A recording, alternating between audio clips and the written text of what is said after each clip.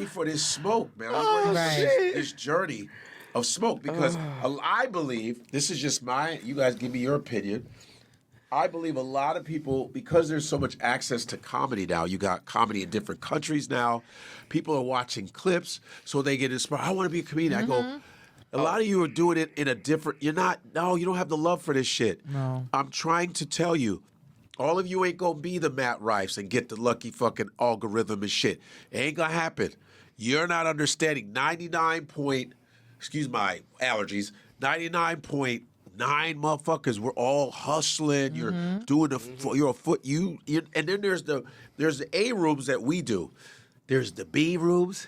There's and there's a lot of them. There's a lot of C room, Bonkers Comedy Club, Snappers, there's Grouchos. rooms and the treatment and the fucking stupid place you gotta stay. Are you ready for that shit? Right. But they're like podcasting. I podcast and I'm gonna do. I go. You don't even know what the fuck you're in for. That's not. Now I'm not a Godfrey fan. We've talked about him on this channel before, so I don't want people to be like, but I don't give a shit. Okay, I saw this and it hit home. Right, it hit home simply because I've been in comedy 7 years. And in my 7 years, people have come and left. And I think it's because this is not easy. This profession, first of all, to be funny is an art. Not everybody can get up there with a microphone and make a group of individuals laugh all simultaneously. It's not an easy thing to do.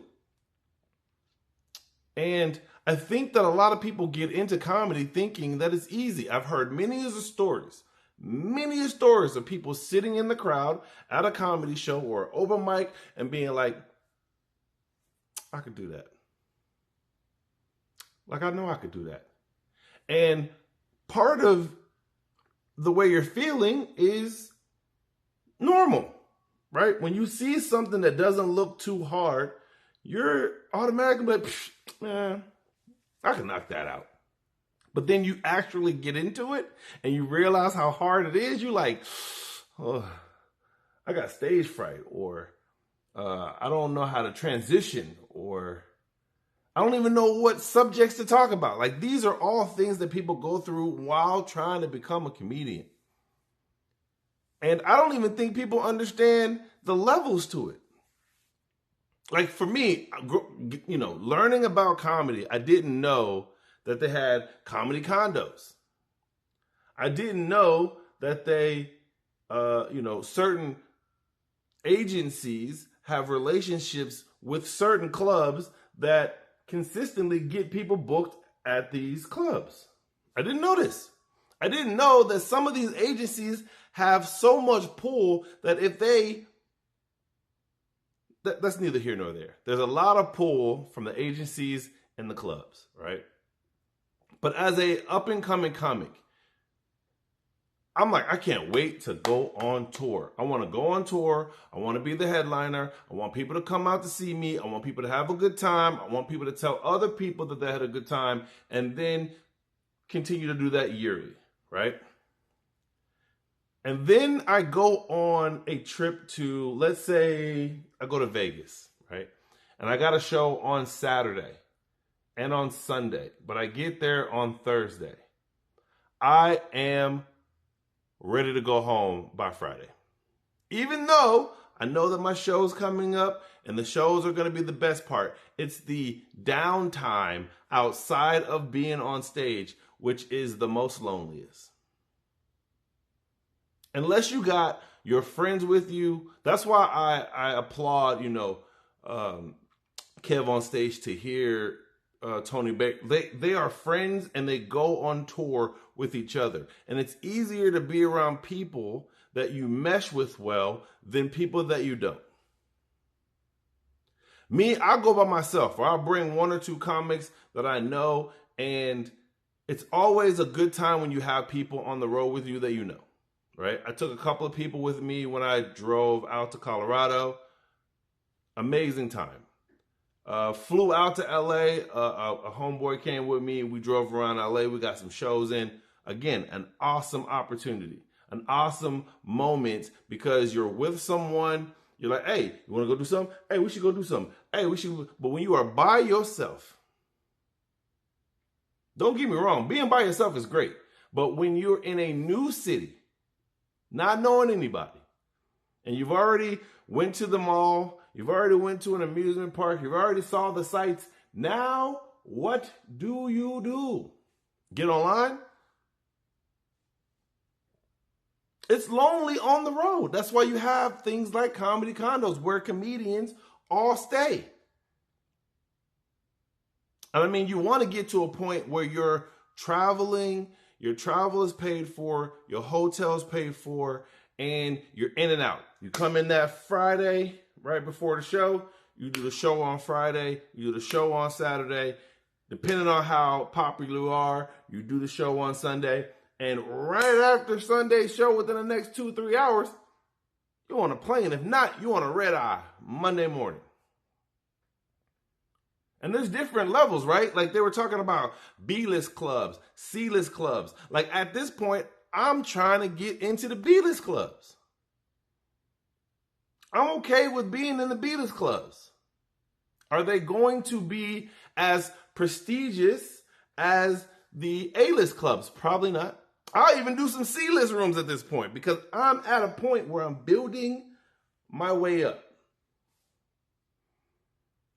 But I know a lot of people are not built for this. I mean, I just see people that move to Austin, and within a year,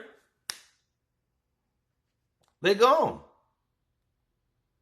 And that's because whether the finances weren't right, the opportunities weren't there, they believed that things were going to happen, it didn't happen in a timely fashion, whatever that is.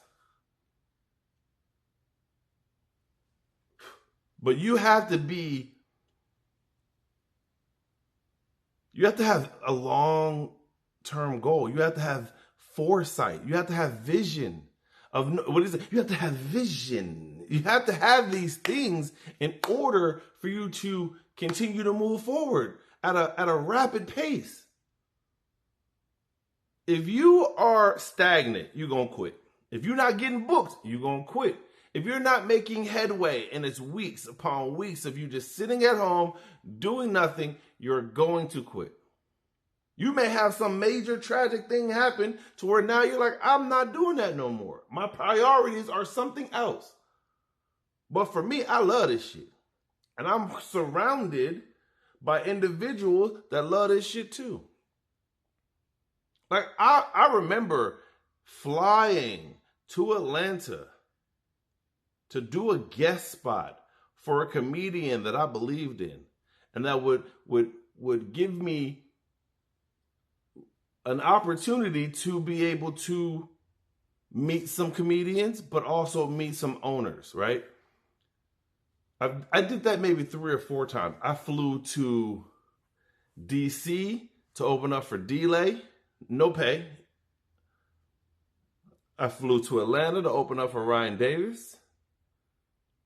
I drove from Tampa to Miami to open for D. Ray Davis. Of course, Jacksonville,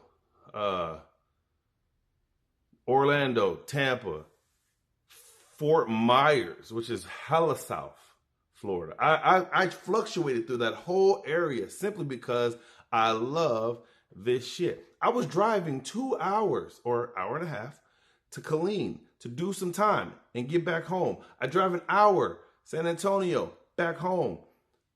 Austin, surrounding areas, back home. Because I love this shit. Do you love it? I think people say that they do, but they really don't. You go through these steps. Who's going to be there in 10 years? Who's going to be there in 15 years? I hope it's you, because I'm going to be there.